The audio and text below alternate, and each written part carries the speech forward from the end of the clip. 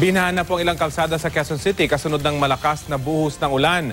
Ang baha may kasama pang basura. May ulat on the spot si Mark Salazar. Mark?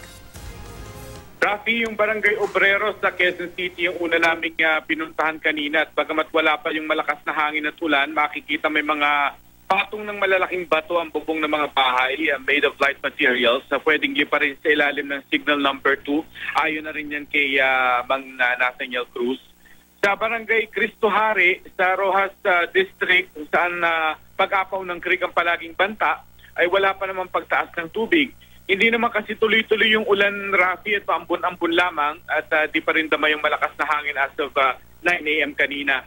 Pero pagtungtong ng pasado alas 9, bumuhos ang ulan kaya mabilis na tumaas naman yung tubig sa Araneta malapit sa Maria Clara. Kaya dahan-dahan yung mga sasakyan bagamat passable pa naman. Pero pag tila ay mabilis din na bumaba ang tubig.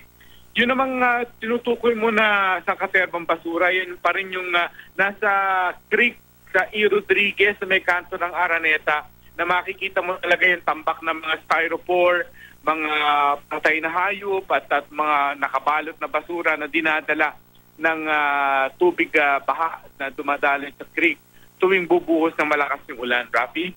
So Mark, itong mga basurang nakahambalang doon, meron na bang kumukuha nito mula sa lokal na pamahalaan o kaya sa barangay man lang?